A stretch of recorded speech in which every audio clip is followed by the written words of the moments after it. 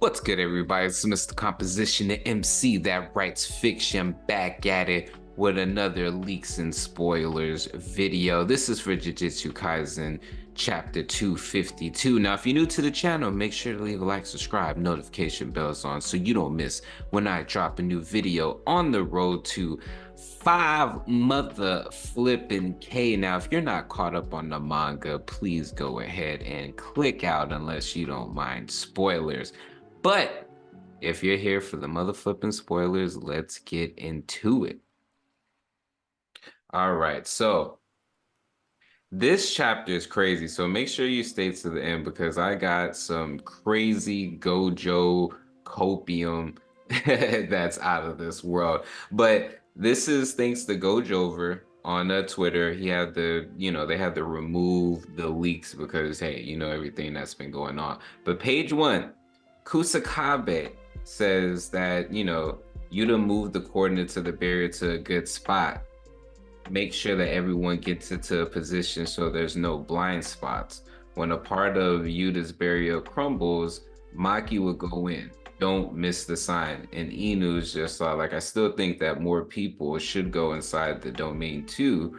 We're literally planning to send in Choso too. Well, we were literally planning to send Choso. Kusakabe is like, it's too late now. If someone tries to go inside Yuta's domain, Sukuna's consciousness will shift to outside of the domain. And if Sukuna notices Maki's surprise attack, it'll be even worse. So basically what we're doing is we're doing the game plan leading up to Maki stabbing Sukuna. Now, this has been all interesting because the one thing that I've noticed is that they've had all this planned out. If Gojo dies, boom, this is the plan.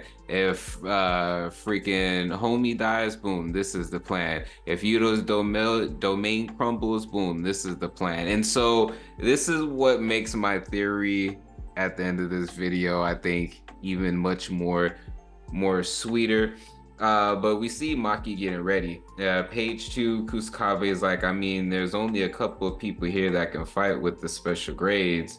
Ino's like, nah, you could go too. And Kusakabe is all like, Maki, hey, you got this. It is funny because all throughout the series, Kusakabe has really downplayed his power, and I think we're gonna see something crazy before the end of the series. But these panels look amazing. Maki's like in the zone. Everybody's kind of like cut up too. Like this really is a battle. And then we see Yuta's domain crumble. Page 3, Kusakabe is like, okay, Yuta's sign will come at the moment Sukuna is most relaxed. So we already knew that this was gonna happen. So we see as far as Yuta getting slash Maki slashing freaking Sukuna, and we see we come in as far as for Yuta, and it's crazy because they got Yuta looking all strung out, man, but I don't think he's dead. This is like the best and worst situation, Yui, and then we see Maki come in with these attacks. Page 6, Sukuna, that possessed brat. The domain didn't crumble on its own. He willingly destroyed it itself. It probably assigned to his comrades outside. And we see this funny picture of like Yuta and this slash and then Maki coming in, which is crazy. These pictures look all types of crazy. Page 7. Sukuna, he distracted me when I was convinced that I won with the crack in the barrier. Then the woman with the HR stabbed me. She could pass through normal barriers with 0 curse energy, but put the curse tool in the domain in advance. So that's very, very dope.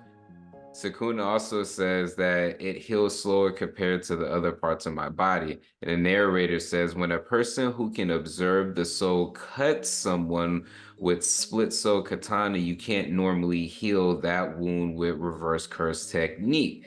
To heal the shape of the soul, you must be able to perceive the outline of the soul. Since Sukuna had shared a single body with 2 souls like Yuji, he could perceive the outline of the soul. Sukuna cannot fully adapt to the uses of RCT that differed from the usual way of using RCT because of the after effects of GOJO. Now that's interesting, and we see as far as this panel of Yuji trying to get up, but he's coughing up blood like crazy. And then he says, Fushiguro, it's not over yet. What do you mean, what? You already know what's happening. And then we see Choso come in, so that's super dope. He's just all like not dead, but I think that this may be a death flag. Um, Usually I've been trying to heal wounds that would normally constantly use an RCT. That's just recently learned. There's places that I still haven't been able to heal. Where is it? I have to hurry. Choso's like, calm down. Remember it. Imagine it. Circulate your blood to every corner in your body like you're spreading your roots. Imagine completing the outline of your body with your blood's vessel. Man, and we see these fights as far as between Sukuna and Maka, which is crazy, man. Like you see him bouncing off, you see freaking Sukuna coming in with the hit, Maki dodging. Yo, she's slicing at him. Freaking yo, these panels with Maki and Sukuna are crazy dope. Crazy freaking dope. Now, page 15, Sukuna does twin meteors, and it says she can see my technique better than other sorcerers. It's like when I fought Makaraga or in Shibuya, Maki's like, he's forcefully making his heart beat by using cursed energy and healing at the same time. She goes on to say, I guess what Megami said about what happened at the juvenile was true, which is interesting. I'm gonna have to go back to that chapter or that episode because that I think that's gonna unlock some stuff. And Maki's like, you're gonna continue that while fighting me. That refers to forcibly making his heartbeat. Luna's like, as of now, I have no problems, which is freaking insane. Boom, we get some more fights. Now, we go on to page 17. We get back to Hikari and Uriomi. Now, there's some bombshells with this. Hikari, I don't think he has no intention of hiding it, but it's really easy to understand Sukuna's presence. Uriomi's like, what are you trying to say? Hikari's like, to be honest, when I first saw his form, I thought to myself, this might be bad. Hikari, but he's surprisingly being beat up. I can tell that his curse energy is definitely starting to shrivel up. And Hikari goes on to say on page 18, I'm saying that we're the ones that will be winning. And Uriomi says, it seems like you're also an idiot, just like your curse technique. Hikari can't translate it. He's saying something about Yuta. And Uriomi says, Sukuna is capricious, you see. I can tell by his cursed energy waves that he has no interest in his opponents. In fact, you people should be ashamed of yourself for not being able to show results better than GOJO. Even if we take out the effects from the first battle, Sukuna still hasn't given his all. Editor's comment, the heat in the battle knows no limits. Next week's 6th anniversary cover and color pages. Woo! Okay. So this is the crazy bombshell here. Sukuna still has not been given it his all, which is insane. So just a quick recap. You know, we find out that all this stuff has been super planned to the T, except for the fact that Sukuna has not been given it his all. Everything has been super planned out. So, and then we get, you know, confirmation Yuta and Yuji are alive, at least Yuji for sure, you know, but Yuta got carried away by Uyoi, which makes me think that if Yuta dies, does the Rika spirit vanish? You know, another thing is we found out Choso's alive. Now, my thing with Choso is that I think that, and it would be fitting for his character for him to sacrifice himself for Yuji. And basically it's like a human thing, and it goes with his narrative and that whole situation that he was talking with, what's her face, and that whole human talk that they had in the bar. And so that's what the whole seeing Choso here was about. Honestly, for me, it feels like he's about to die. But he also told Yuji what he needed to do to calm down and relax. So he's been doing this RCT the whole time and not healing completely. So seeing him heal completely, I think it's going to be very, very, very interesting. We also got some interesting lore about the soul and Maki just doing some gangster moves as far as with Sukuna. We also get a little bit of Hikaru and Hiromi. They both look beat up, which is interesting.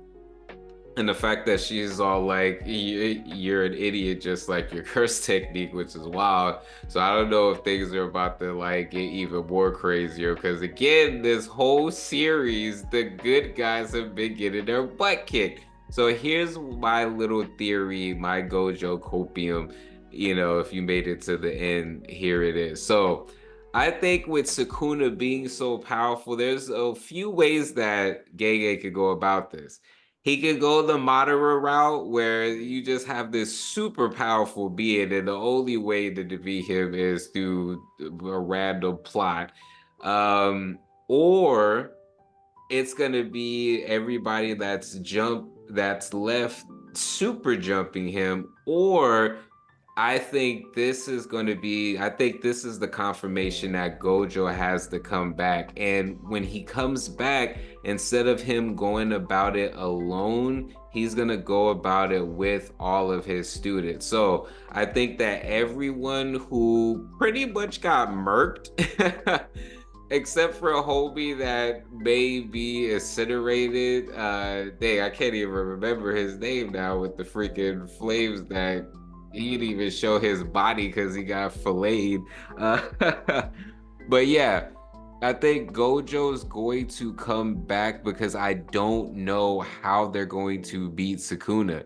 He still hasn't been giving it his all, and they are getting whooped. So let me know what you think in the comment section. This was a hype chapter worth a week wait.